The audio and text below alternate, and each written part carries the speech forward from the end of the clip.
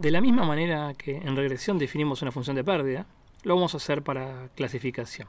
O sea, la función de pérdida, de la misma manera que en regresión, va a medir la discrepancia entre el verdadero valor de Y, la etiqueta real, la población real a la que pertenece, y la predicción, la clasificación que está haciendo el método. Pero en este caso, que es un poco distinto, y este es otro de los motivos por los cuales clasificación vale la pena estudiarlo por separado, va a ser lógico establecer, por lo menos explícitamente al principio, después podremos simplificar esto, una cierta función de costos. ¿Por qué? Porque obviamente que en el caso más trivial de todos, en los cuales cuando la etiqueta verdadera y la etiqueta predicha por el clasificador sean iguales, es muy lógico pensar que la pérdida sea cero.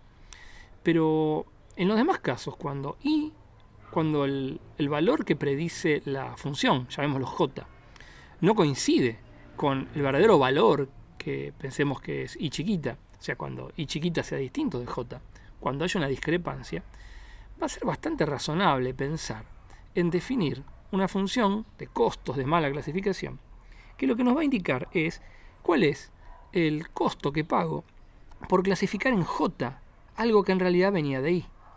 Y esa es completamente asimétrica esta función de costos, por lo menos en teoría. O sea, está clarísimo que no va a dar lo mismo en general para i distinto de j.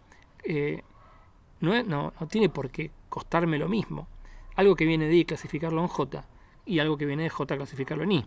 Pensemos, por ejemplo, en el caso de diagnóstico de enfermedades. No solamente hay enfermedades que son más graves que otras, sino si hay una persona que tiene una cierta enfermedad iésima, hay enfermedad I, y yo me equivoco y la clasifico en la enfermedad J, puede pasar que meter en J a alguien que era de una enfermedad en particular I sea mucho más grave que meter en J a alguien que venga, por ejemplo, de la enfermedad L.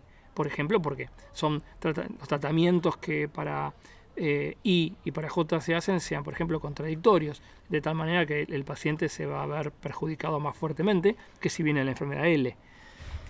Todo esto para motivar que en el fondo es bastante sensato pensar que tengo una matriz de costos. Piensen que es una matriz porque salvo en la diagonal que va a valer ceros cuando realmente no cometo ningún error. En todos los demás casos, y aparte una matriz no simétrica, voy a tener un costo asociado a clasificar mal.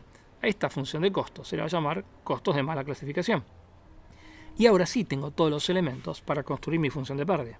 Porque fíjense, yo lo que tengo que hacer ahora es evaluar todas las posibilidades. O sea, tengo que recorrer todos los valores de I, de los cuales puede venir un individuo, de las poblaciones que puede venir un individuo, de las K poblaciones que puede venir, y tengo que recorrer todos los valores que los voy a recorrer con J, a todas las poblaciones a las cuales lo puedo llegar a asignar. O sea, voy a pensar, en el caso genérico de esta sumatoria, que una persona viene de I y yo la clasifico por algún motivo en J. Entonces, ¿cuál es la pérdida que sufro cuando ocurre esta situación de alguien que viene I clasificarlo en J? Bueno, claramente primero tiene que pasar que lo clasifique en J, ¿sí? Alguien que viene de I. Entonces, para clasificar a alguien en J, G de X tiene que ser igual a J. Y lo que voy a hacer ahora es utilizar, en vez de llamar la clasificación de un cierto X en J, directamente lo voy a notar con la indicadora de que el vector X de features pertenezca a la región de clasificación J. Esto es equivalente. Es lo mismo decir que la función clasifica en J que decir que en realidad los X pertenecen a la región J-ésima. Porque recuerden que hay un sí solo sí entre una clasificación y una partición. O sea, estoy pensando que en realidad todo el espacio de los features queda partido en estas K regiones, de tales maneras que si estas K regiones yo las uno, reconstruyo el espacio completo y tengo que tener cuidado que ninguna de estas regiones tengan intersección distinta de vacío. Cada vez, por supuesto, que las regiones sean distintas y distinto de J.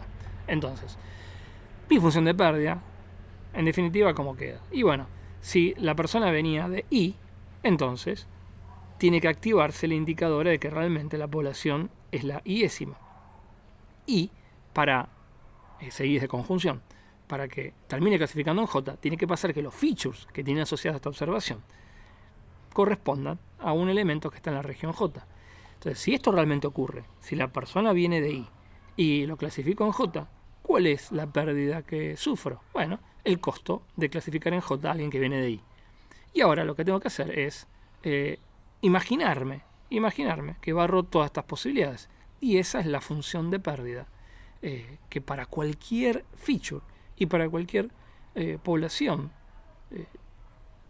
va a tener asociada esa población y esa observación.